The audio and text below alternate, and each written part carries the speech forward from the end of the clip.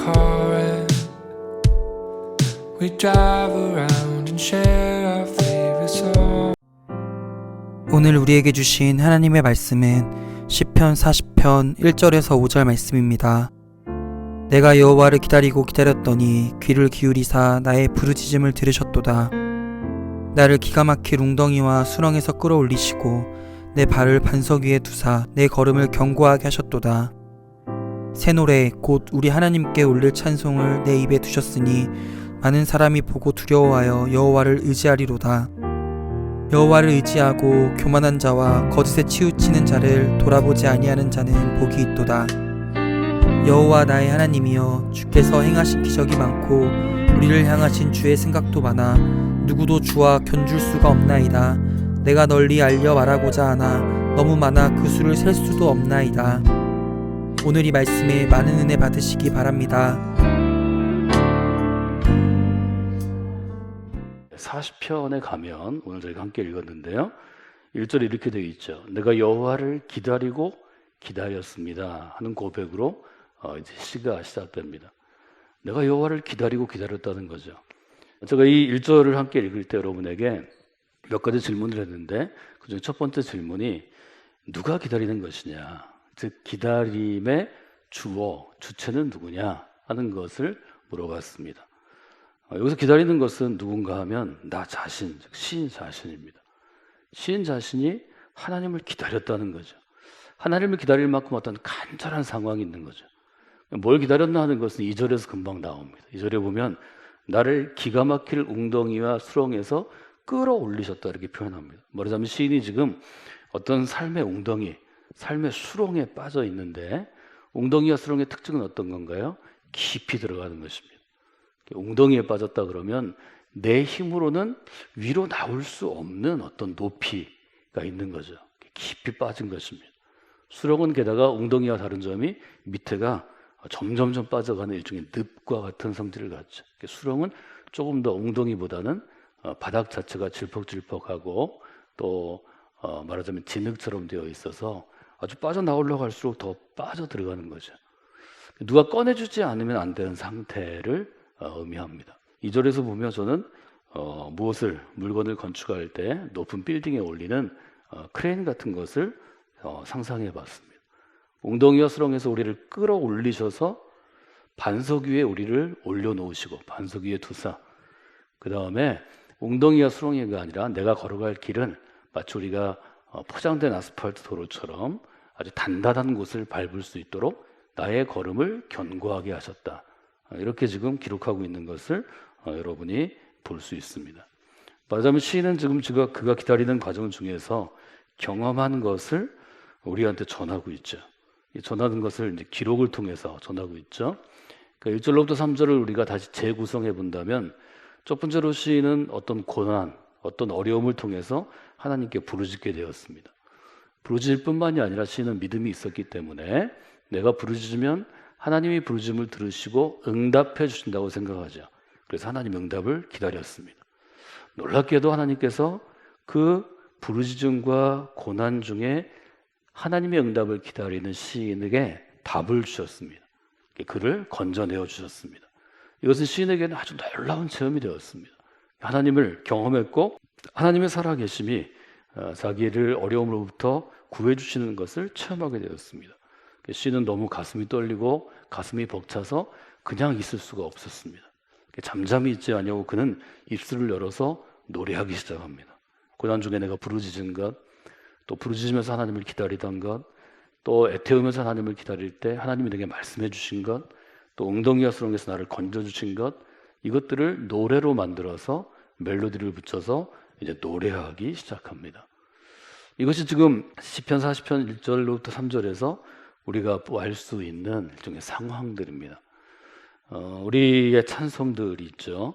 우리 찬송들 중에서 많은 부분들이 미국 선교사들이 한국에 복음을 전했기 때문에 이분들이 젊을 때부터 부르던 19세기 후반 1800년대 적어도 70년대, 1870년대, 80년대, 90년대 또 20세기 초반 1900년대 초반에 미국 교회에서 부르던 찬송들이 많이 있는데요.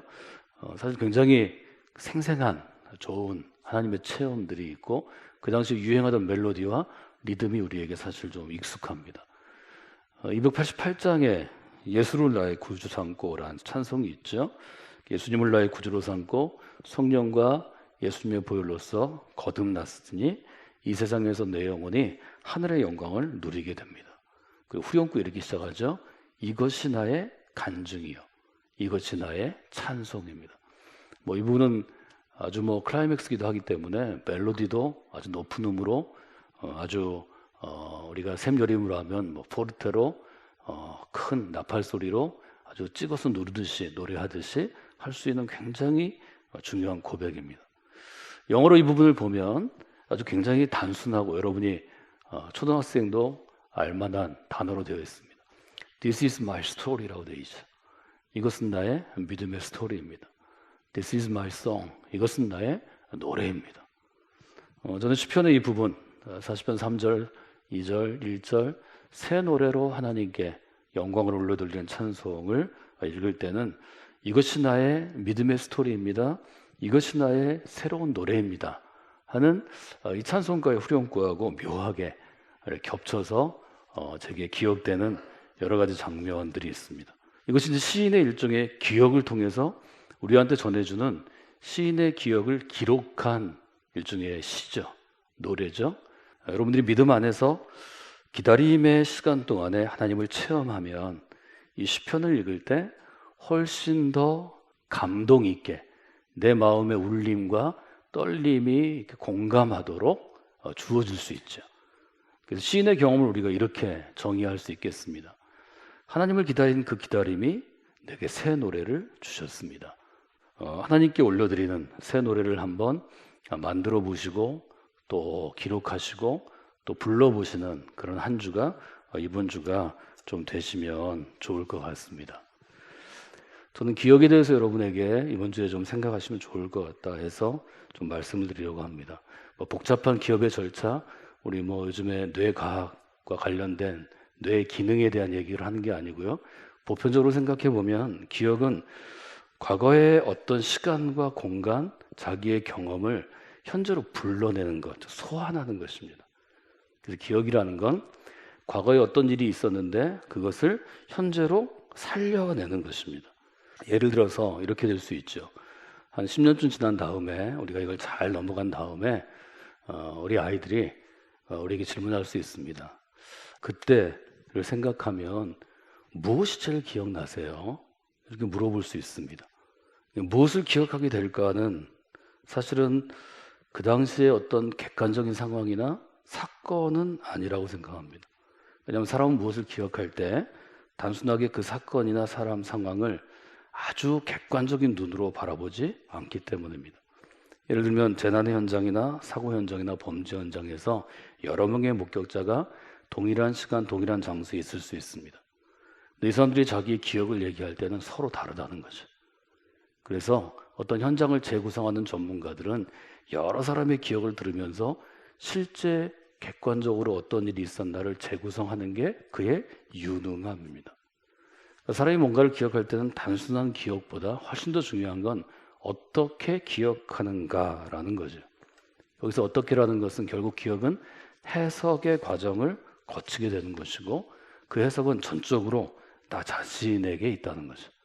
말하자면 나 자신이 내가 경험한 사건, 내가 경험한 사람, 그 공간을 어떻게 해석해냈냐에 따라서 기억이 달라진다는 거죠.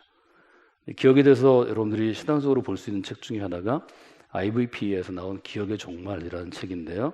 거기에 저자는 이렇게 씁니다. 우리가 우리의 기억을 형성하기 때문에 우리의 정체성은 우리가 기억하는 내용으로만 이루어지지는 않는다. 그러니까 기억의 근거가 되는 과거는 객관적인 무엇이 있겠지만 실제로 내가 기억하는 것은 과거의 객관적인 거하고는 거리가 좀 있다는 거죠. 사실은 많이 있다는 거죠. 어떻게 기억하느냐가 여기에 영향을 미친다.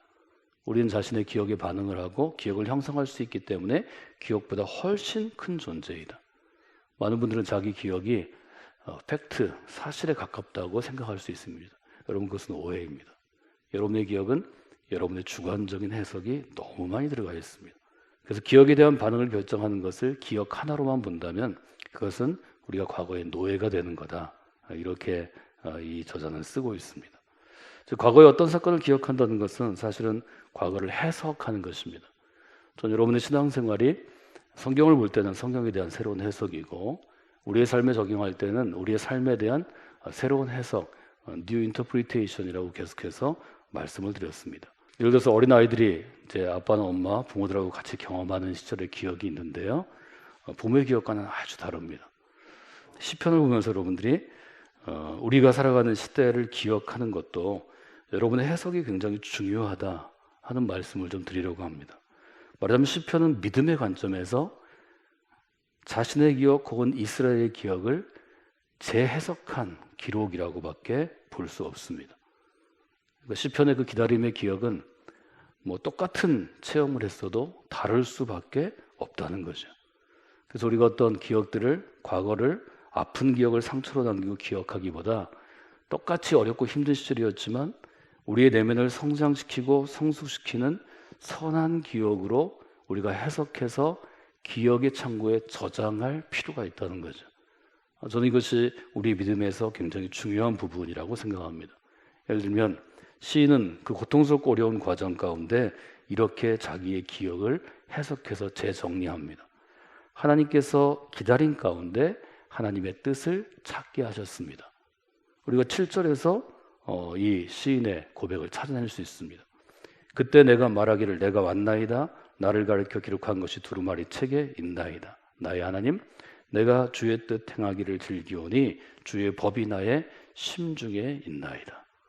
그 고난 가운데 그는 두루마리에 적힌, 즉 구약 성서의 스크롤에 적힌 하나님의 뜻을 체험하고 확인하고 살아있음을 고백할 수 있다는 거죠. 그래서 저는 기억의 재해석이라고 이름을 붙여봤습니다. 시편 40편은 또 그 고통과 어려움 시간들을 이렇게 기억합니다. 하나님께서는 기다림 가운데 하나님을 의지하게 하셨습니다. 4절에 보면 여호와를 의지하고 교만한 자와 거짓에 치우치는 자를 돌아보지 아니하는 사람에게는 복이 있습니다. 이렇게 고백하죠. 시인은 기다림 가운데 하나님을 의지하게 되는 경험을 했다고 고백하는 것을 우리가 보게 됩니다. 기다릴 때에는 무엇을 의지하는 것이 굉장히 중요하다는 거죠. 그리고 시인은 그 기다림의 시간을 통해서 하나님을 의지하게 되었다는 거죠. 누가 나를 불행하게 하고 누가 나를 행복하게 하나요? 저는 해석을 실제로 할 수 있는 나 자신, 자기 자신의 퍼스펙티브, 관점이 중요하다고 계속해서 강조해 드렸습니다. 하나님의 사람은 하나님과의 관계에서 자기 인생을 재해석할 수 있어야 합니다. 자기에 주어진 모든 것들을 새롭게 기억하는 능력이 우리에게 주어지기 때문입니다. 저는 그것이 믿음의 능력이라고 생각합니다. 그래서 여러분 신앙생활을 10년, 20년, 30년 성인이 돼서 그 정도 하시면 여러분의 인생을 바라보는 눈이나 국가를 바라보는 눈이나 교회를 바라보는 눈이나 세상을 바라보는 눈이 새로운 해석을 통해서 새로운 단계로 진입해야 한다고 저는 믿고 고백하는 사람입니다. 여러분 성공학교의 믿음의 공동체에서 여러분의 과거의 기억들을 다시 한번 꺼내서 정리하고 해석해 보십시오. 이전에 고백하지 못하던 하나님의 뜻을 발견할 수 있을 것입니다. 하나님을 의지할 수 있었던 순간들을 다시 보게 될 것입니다. 여러분 그것을 붙잡고 하나님을 의지하시고 앞으로 우리의 삶에 혹은 우리 교회, 성공학교 믿음의 공동체에 혹은 많은 사람들의 삶 가운데 하나님께서 주시는 귀한 선물이었고 또 귀한 하나님의 은총의 시간이었다고 고백할 수 있는 여러분들이 되시면 좋겠습니다.